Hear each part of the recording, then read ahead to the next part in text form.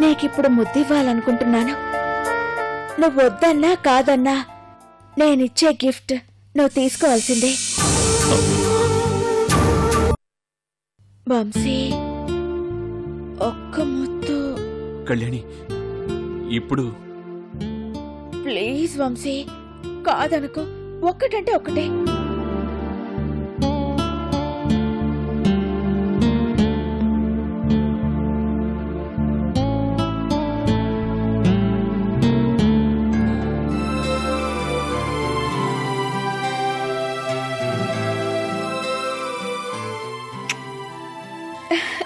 Thanks Vamsi. ఈ గుర్తుని గుర్తు చేసుకుంటూ నువ్వు నాతో ఉన్నట్టే ఊహించుకుంటూ రోజులు గడిపేస్తాను. Good night Vamsi. Good night.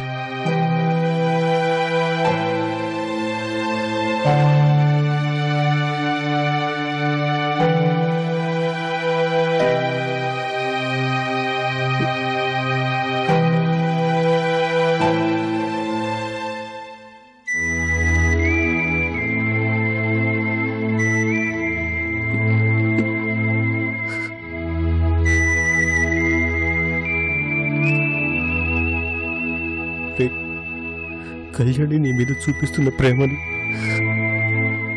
తట్టుకోలేకపోతున్నాను రా. నువ్వు లేవన్న నిజం తెలిస్తే తట్టుకోలేదురా. నిన్ను బ్రతికించుకోలేను నేను. నీ కళ్యాణిని బ్రతికించుకోవడానికి ఏం చేయాలరా?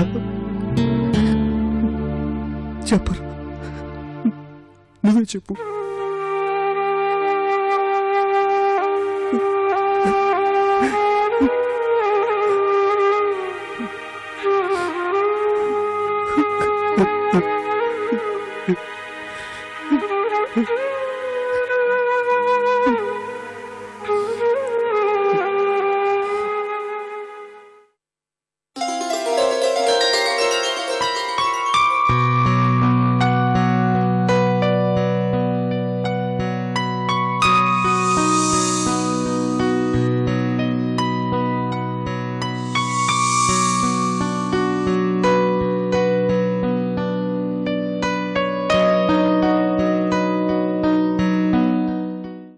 కరివేపాకులాగా స్మూత్ గా ఉండే మన అమ్మాయి కాకరకాయలాగా ఇల్టెట్ గా ఉందేంటే?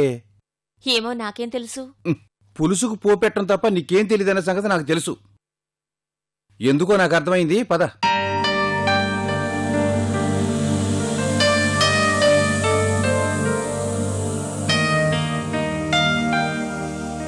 ఏంటమ్మా అలా ఉన్నావు? అలా ఉండకపోతే ఎలా ఉంటుంది? ప్రేమలో పడ్డప్పుడు బంపర్ లాటరీ కొట్టినంత ఆనందంగా ఉంటారు. అదే ప్రేమ దక్కనప్పుడు క్యాష్ బ్యాక్ పోగొట్టుకున్న కస్టమర్ లాగా దిగులుగా ఉంటారు. అంతే కదమ్మా? ఆశపడ్డం తప్పులేదమ్మా, కాని అందని చందమామని కావాలనుకోవడం అత్యాశే అవుతుంది స్వప్న. మీ అమ్మ చెప్పింది కూడా కరెక్టే కదమ్మా. మీరు చెప్పింది మీకు కరెక్ట్ కావచ్చు, కానీ నేను కోరుకున్నదే నాకు కరెక్ట్. నేను ఆకాష్ని కావాలనుకుంటున్నాను. ఆకాష్ తప్ప మరొకరు నా మనసులో లేరు, రాడు. నువ్వు ఆకాష్ని కోరుకోవటం, పెళ్లి చేసుకోవాలనుకోవటం తప్పు కదమ్మా. ఇద్దరూ ఒకరినొకరు కావాలనుకుంటే అది ప్రేమ అవుతుంది గాని ఒక్కరే కోరుకుంటే అది ప్రేమ కాదు స్వప్న. కొద్ది రోజుల ముందు ఆకాష్ నన్ను పెళ్లి చేసుకోవడానికి ఒప్పుకున్నాడుగా. నేను కావాలని ఆకాష్ కోరుకోబట్టేగా నన్ను ఒప్పుకున్నాడు. అలా అనుకోవడం కూడా నీ తప్పేనమ్మా. అందరూ కలిసి బలవంతం చేస్తే నీతో పెళ్లి కొప్పుకున్నాడే తప్ప మనస్ఫూర్తిగా కాదు. ఆకాష్ గనక నిన్ను మనస్ఫూర్తిగా కోరుకొనుంటే మీ అమ్మాయి స్వప్నని పెళ్లి చేసుకుంటానని మాతో ఎప్పుడో చెప్పేవాడు. నువ్వన్నట్లుగా మనస్ఫూర్తిగా నిన్ను పెళ్లి చేసుకోవడానికి ఒప్పుకున్నాడు అనుకుందాం. తను సరి అన్న తర్వాత ఆకాష్కి నీ పైన ఉన్న అభిప్రాయం మారిపోయి ఉండొచ్చు కదా. అతనికి ఏవేవో బయటికి చెప్పుకోలేని పర్సనల్ ప్రాబ్లమ్స్ ఉండుండొచ్చు కదమ్మా. అందుకే ఈ పెళ్ళొద్దంటున్నాడని మనమైనా అర్థం చేసుకోవాలి కదమ్మా. ఇష్టం లేనివాణ్ణి బ్రతిమలాడి బలవంతం పెట్టి పెళ్లి చేసుకుంటే ఆ తర్వాత నష్టపోయేది నువ్వేనమ్మా. నాకు ఈఎంఐ కావాలి, నాకు ఆ అబ్బాయి కావాలని గుడ్డిగా ఫిక్స్ అయిపోయారనుకో, అందరూ నీలాగే బాధపడాల్సి వస్తుంది. ఆకాష్ గురించి నువ్విలా పిచ్చిదాన్ని ఆలోచించడం కరెక్ట్ కాదమ్మా. ఆకాష్ నిన్ను కాదన్నట్టే నువ్వు కూడా ఆకాష్ని కాదని ఆలోచించాలి. ఏమో అప్పుడు నీకు ఆకాష్ కన్నా మంచి కుర్రాడు దొరకొచ్చు కదమ్మా. చిన్న చిన్న దూరాలు ప్రయాణం చేయడానికి కూడా బస్సులో వెళ్లాలా, ట్రైన్లో వెళ్లాలా, ఫ్లైట్లో వెళ్లాలని ఆలోచిస్తాం. అలాంటిది జీవితం అంతా ట్రావెల్ చేయడానికి ఎన్నో రకాలుగా ఆలోచించాలి, ఇంకెన్నో అవకాశాలు అన్వేషించాలమ్మా. అంతేగాని కోరుకున్నదే కావాలని కూర్చుంటే ఇలా బాధపడాల్సి వస్తుందమ్మా. మీ నాన్నగారు చెప్పింది నిజమేనమ్మా. నీకు పెళ్లి చేయాల్సిన బాధ్యత మా మీదుంది. నువ్వు మా గురించి కూడా ఆలోచించాలి స్వప్న. మేము నీ గురించి ఎంత బాధపడుతున్నామో నీకర్థం కావడం లేదు. నీ ప్రేమ గురించి ఆలోచించడమే కాదు, నీ భవిష్యత్తు గురించి కూడా ఆలోచించాలి. మేం చెప్పింది అర్థం చేసుకుని నువ్వు సరేనంటే మీ నాన్న ఆకాష్ కంటే మంచి అబ్బాయిని తీసుకొచ్చి నీకు పెళ్లి చేస్తారు. అవును స్వప్న, ఆకాష్ నిన్ను పెళ్లి చేసుకుంటానని చెప్పి మళ్ళీ వద్దన్నాడన్న విషయం బయట వాళ్ళకి తెలిస్తే నీలో ఏదో లోపం ఉందనుకుంటారమ్మా. నిజమే స్వప్న.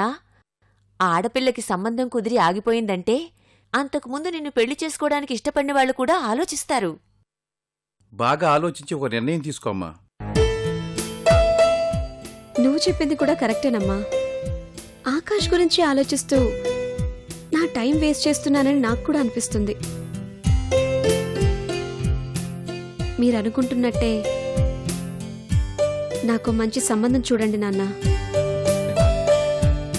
కొంచెం ఆలస్యమైన మంచి నిర్ణయం తీసుకున్నావమ్మా.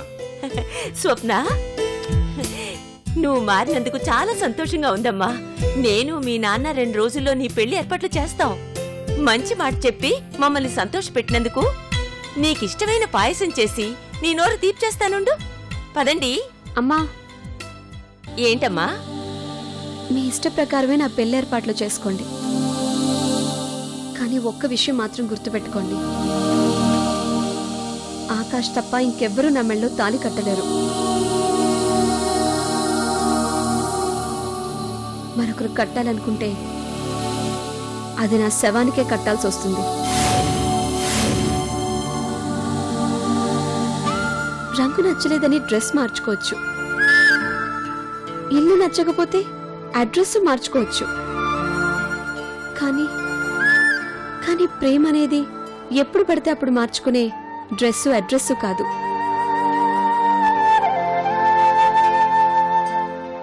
ప్రేమను నమ్మిన వాళ్ళు ప్రేమించిన మనిషితో జీవితాన్ని పంచుకోవాలనుకునేవాళ్ళు చావటానికైనా సిద్ధపడతారు, కానీ ప్రేమను చంపుకొని బ్రతకాలనుకోరు. నేను ఆకాష్ని ప్రేమిస్తున్నాను కాబట్టి జీవితాంతం అతని కోసం ఎదురు చూస్తూనే ఉంటాను.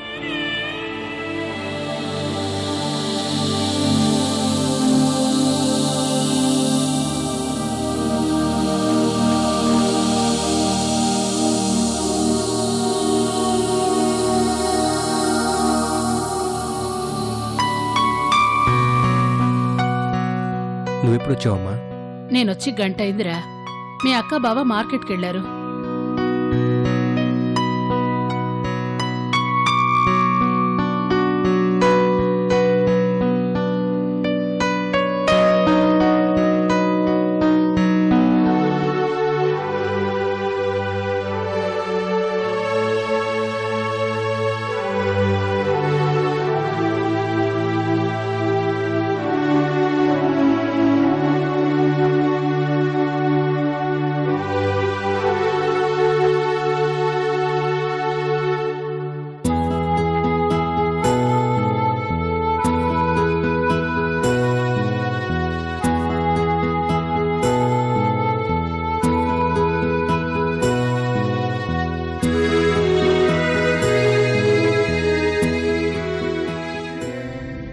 ఆకాష్, ఎలా ఉన్నావురా?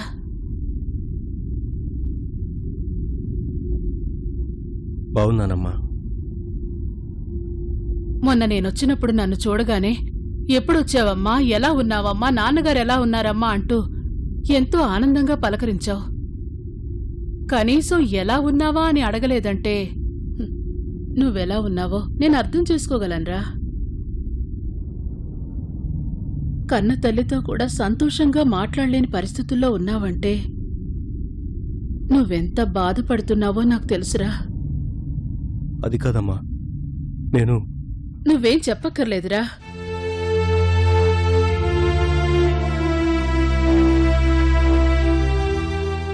ఆ రోజు నాతో కూడా నీ బాధని చెప్పుకోలేనని, ఏదో బాధ్యత ఉందని చిన్న పిల్లాళ్లా నా దగ్గర ఏడ్చావు. నేను ఊరికి వెళ్ళిన దగ్గర నుంచి ఆ రోజు నువ్వన్న మాటలే నాకు గుర్తొస్తున్నాయి. కళ్ళు మూసినా తెరిచినా నీ కళ్ళల్లో నేను చూసిన బాధే కనిపిస్తోంది.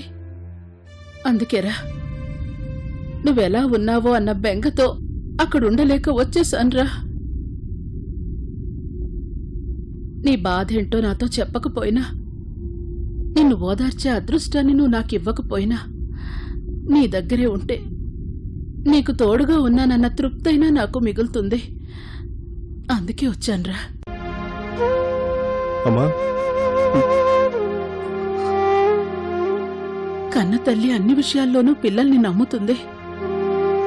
కాని పిల్లలు తల్లినెందుకు నమ్మరో నాకు అర్థం కావట్లేదురా. అమ్మా, నువ్విలా బాధపడ్డం చూడలేక ఏదో నాకు అనిపించింది అనేశాను. ఇప్పుడు నేను చెప్పమనడం లేదురా. ఆ రోజు నువ్వు అడిగినా చెప్పలేకపోయాను. నీతో చెప్పుంటే నా గుండెలో ఉన్న బాధా భారం కొంతైనా తగ్గుండేదని ప్రతి నిమిషం అనుకున్నానమ్మా. అవును, నన్ను అర్థం చేసుకుని ఓదార్చగలిగి నీకైనా చెప్పకపోతే ఇక నేను ధైర్యంగా ఉండలేమని అనిపిస్తుందమ్మా. అమ్మా,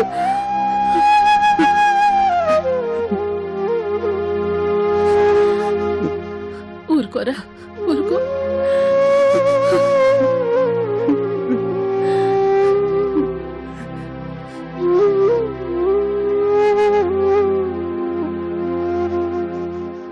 ఏమైందిరా? నాతో చెప్పి నీ మనసు తేలికపరచుకోరా. నా ప్రాణ స్నేహితుడు వంశీ నీకు తెలుసు కదమ్మా. తెలుసు. వాడు వాడు నువ్వు రక్షించబోయి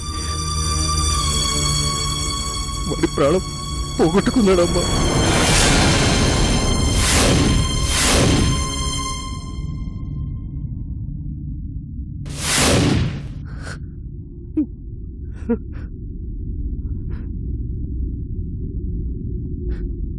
నా ప్రాణాలు కాపాడిన నా స్నేహితుడిని నేను కాపాడుకోలేకపోయాను.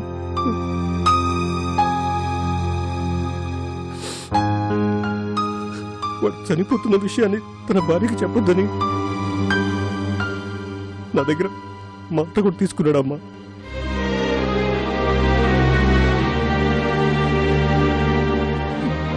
ఈ నిజాన్ని చెప్పకుండా ఎన్నాళ్ళని దాయగలవురా? నువ్వు చెప్పకపోయినా ఎవరో ఒకరు ఏదో ఒక విధంగా ఎప్పటికైనా అమ్మాయికి ఈ విషయం తెలుస్తుంది. నేను కూడా అలాగే ఆలోచించాను. వంశీ లేడన్న విషయం వాడి భార్యకి చెప్దామని వెళ్ళాను.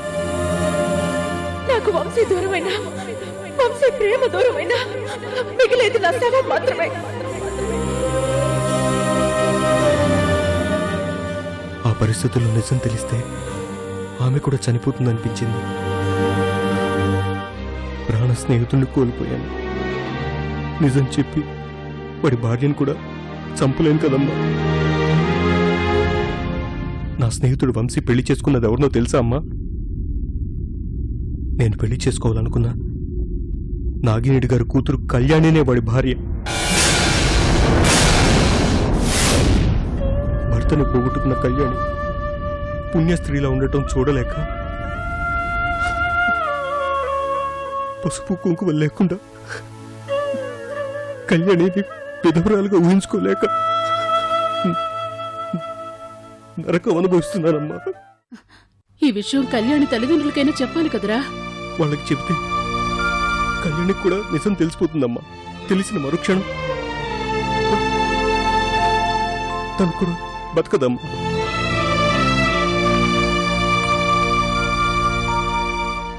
నా స్నేహితుడికి ఇచ్చిన మాట కోసం, కళ్యాణిని బ్రతికించడం కోసం వంశీలా కళ్యాణితో ఫోన్లో మాట్లాడుతున్నాను. వాడు బతికి ఉన్నట్టు నాటకం ఆడుతున్నానమ్మా. తప్పు చేస్తున్నాను కదమ్మా. లేదురా, ఒక అబద్ధంతో ఒక ఆడపిల్ల ప్రాణాల్ని కాపాడాలనుకుంటున్నావు. ఎవరు ఏమనుకున్నా నువ్వు చేస్తున్నది చాలా గొప్ప పనిరా. బిడ్డలకి జన్మనిచ్చే తల్లి కూడా పురిటి నెప్పులకు తల్లడిల్లిపోతుంది. అలాంటిది గుండెలు పగిలిపోయే ఇంత బాధని దాచుకుని ఎలా ఉండగలుగుతున్నావురా? ఒకరికి జన్మనిచ్చానని నాలాంటి తల్లి సంతోషిస్తుంది. కాని ఒక ప్రాణాన్ని కాపాడాలని నువ్వు నరకం అనుభవిస్తున్నావు. నీ బాధ తల్లి ప్రేమ కన్నా, నీ బాధ్యత తండ్రి బాధ్యత కన్నా గొప్పదిరా. నీలాంటి కొడుకుని కన్నందుకు నాకు చాలా గర్వంగా ఉందిరా, గర్వంగా ఉంది. ఏ కళ్యాణి కోసం నువ్వింత బాధపడుతున్నావో అదే కళ్యాణికి ఏదో ఒకరోజు నిజం తెలిసి నిన్ను నిలదీసే పరిస్థితి వస్తుంది. అప్పుడేం జరుగుతుందోనని నాకు భయంగా ఉందిరా. నా స్నేహితుడికి ఇచ్చిన మాట తప్ప రేపేం జరుగుతుందో నేను ఆలోచించట్లేదమ్మా. ఏదేం జరిగినా, ఎన్ని సమస్యలు ఎదురైనా నా బాధ్యతను పూర్తి చేయాలి. అందుకోసం ఇలాంటి అడ్డంకులు అవరోధాలు ఉండకూడదని స్వప్న విషయంలో నా పెళ్లి నిర్ణయాన్ని కూడా మార్చుకున్నాను. నువ్వేనా అర్థం చేసుకోవమ్మా. నీకు చెప్పకపోతే నువ్వు బాధపడతావని చెప్పాను తప్ప ఈ విషయాన్ని ఇంకెవరికి చెప్పలేదు. చెప్పకపోతే ఎవరైనా నన్ను అనుమానిస్తారు, అవమానిస్తారు. కానీ అలాంటి పరిస్థితి వస్తే నన్ను చేసుకున్నందుకు స్వప్న కూడా బాధపడుతుంది. అందుకే వద్దని చెప్పాల్సి వచ్చిందమ్మా. నీ పరిస్థితిని అర్థం చేసుకోగలనరా. నిన్ను ఓదార్చగలనే తప్ప నీ బాధలు నేను తగ్గించలేను. కాని నీ బాధని పంచుకోవడానికి మాత్రం ఈ కన్న తల్లి ఉందని మర్చిపోవద్దురా. అమ్మా,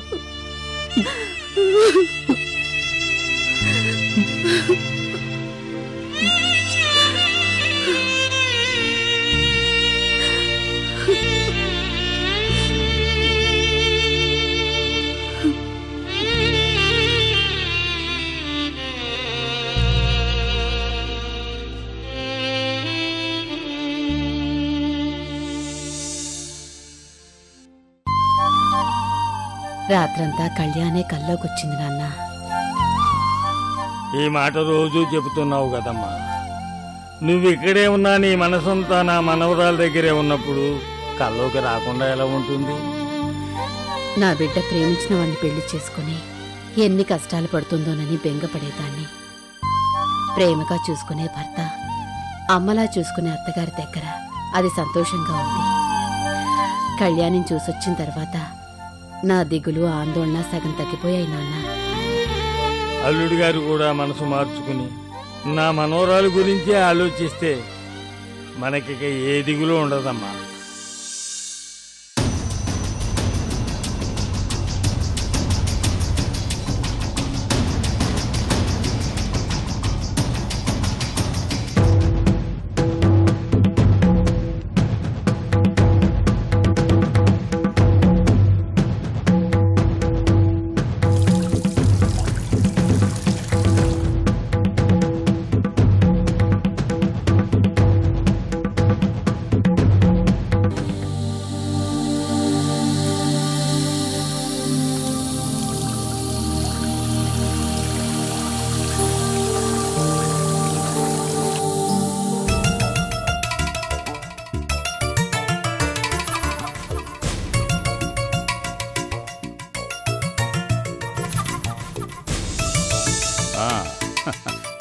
ఏంటో ఈ వంటలు వాసనలు ఘుమఘుమలాడిపోతున్నాయి. అన్నీ మీకు నచ్చినవేనండి. పద మరి ఆకలి దంచేస్తోంది. త్వరగా వడ్డించావంటే ఓ పట్టుపడతాను. ముందు మీరు కొంగొదులితే వెళ్దాం.